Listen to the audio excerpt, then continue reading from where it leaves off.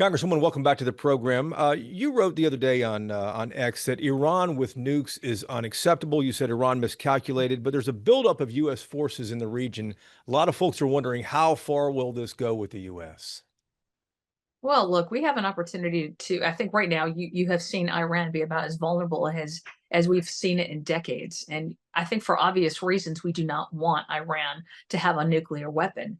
They talk about the little devil being Israel. The big devil is the US. The little Satan and the big Satan is Israel and US. We do not want them to have a nuclear weapon.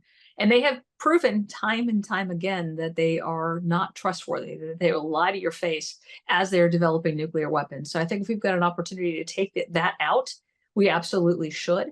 And I think that the Iranian people, the very people, want to have peace. I think it's the government, it's the regime that the Iranian people would be more than happy to get rid of. And if that would cause peace in the region, then I think we need to take an advantage of the situation. We're watching a rare split inside the Republican Party right now, with some folks saying that, listen, we shouldn't be getting involved. This is not our war, and others saying we absolutely should for the reasons you stated there. But President Trump campaigned on ending wars and America Yeah. first. What would it take for the U.S. to get involved? Well, look, I think when you think about wanting peace, you look at Iran right now, which is supporting so many of the wars and the unrest that's going on in the Middle East. If you think about where the financial backing and the support was for these terrorist groups that went into Israel on October 7th, you can trace them right back to Iran.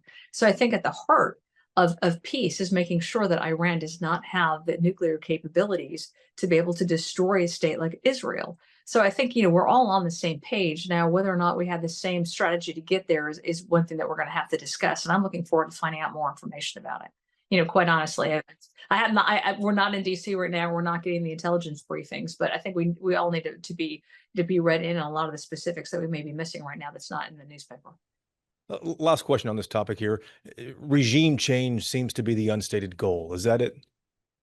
I don't know. It seems like we've had a lot of opportunities for regime changes and they haven't all been good.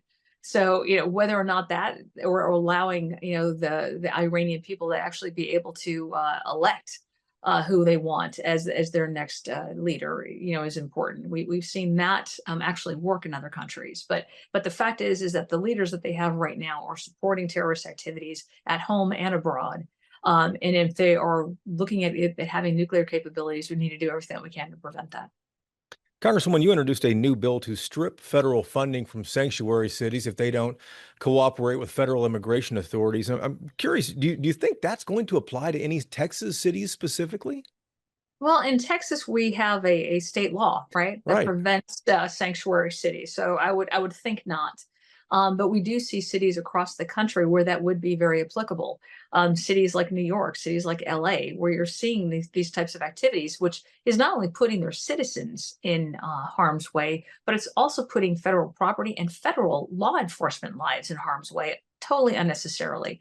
So the idea of this bill is, look, if you can't do your job, and you can't protect your citizens, you can't follow the law, you can't enforce the law, then put your money where your mouth is. If this is so important to you that you're not going to change your behavior, fine, then we're going to claw back your federal monies. But it also has a brief time that they have an opportunity to be able to change these sanctuary city policies and not have a bad effect. But the fact is that right now they are putting lives and financial assets online for no other reason than for political expediency. But it's a message that is not a winning message. And if they had to see any more, then just go back to November. People want to be safe. They want to be in the community. And what we went through in Irving, Texas. We had an opportunity to work with law enforcement, federal law enforcement, state law enforcement, and it was the best, safest, and most organized way to actually help, all members of your city. We worked and we found that people who were actually most vulnerable were those in immigrant communities to criminal illegal violence. And so when we actually worked with immigrations and customs enforcement to remove criminal illegal aliens from Irving, we became one of the fifth safest cities in the country. It's not hard. It does take a partnership, but every single city should be striving to do that. And if cities don't comply, the legislation, as you wrote it, would go back 5 years and claw back 5 years of federal funding. We're talking about hundreds of millions of dollars that could be at Yeah. stake here for these cities, right? Yes. And very easy to avoid that happening. Follow the law. You're on the Doge caucus looking for efficiency in federal government. I don't think anybody would not want efficiency in federal government, though some people might not like the way Doge was laid out. But we're seeing every day now different government agencies having to try to hire back people or rescind their firings. Food and Drug Administration, Voice of America, USAID. Looking back now, do you think the Doge cuts were made too quickly, too hastily? Well, I don't know that we've actually had any Doge cuts. I mean, they had incentives to, have people be able to retire early. But, the fact is that we had a continuing resolution which maintained the same amount of spend that we had last year. What we're looking for are programs that we don't necessarily need to continue. And, I've introduced legislation that would have third party audits on some of these agencies. I think that's important. The GAO is not doing its job. It's not, looking at how these dollars are being spent. And I think Doge did a really good job of bringing up where literally, over $160 billion of programs that the American people just scratch their head and like, how could we possibly be spending that on those things when we've got so much at home, to be able to spend on it and people who need help here. So I think Doge did a really good job of opening a lot of people's eyes to how those dollars are being spent and how we could better spend them in the future. What message does it send, though, if these agencies are having to hire back people, though? Again, people retired that had an opportunity to retire. There were programs that were cut. I think we need to do a good job in the future, a better job, but it needs to be done. And again, if that means third party audits that are happening, Yeah. or if it means more of Congress holding these agencies accountable.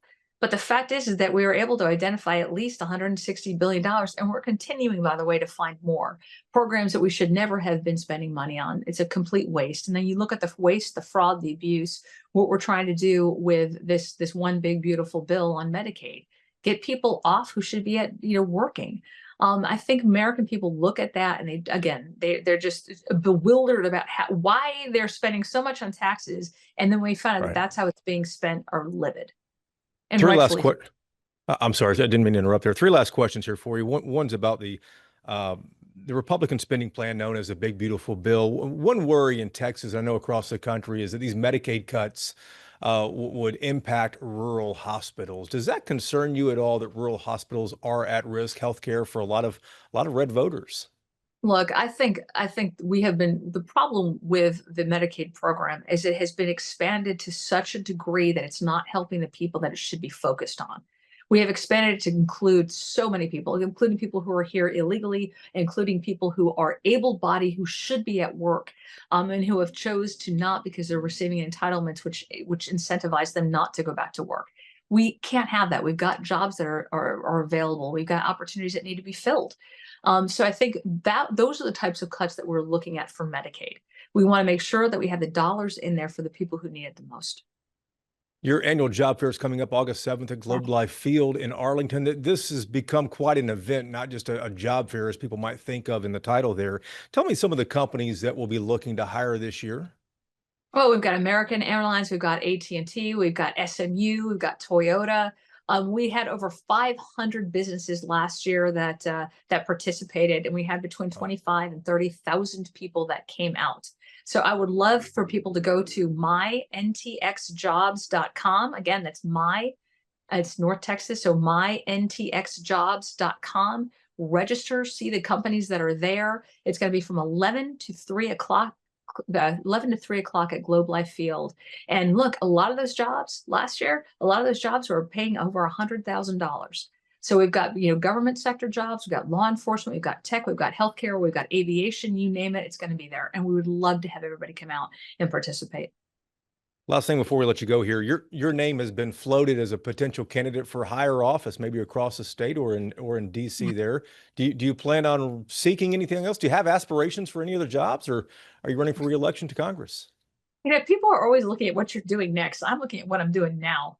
And we have got, a president who is trying to get a number of bills that are put forward. We have a tax bill that we've got to get passed so that we can avoid, people having the largest tax increase in our nation's history. We have a border that we have got to make sure we keep protected by giving Kristi Noem and Tom Homan the resources that they need. There's a lot going on right now, and that's where my focus is, but I appreciate the question.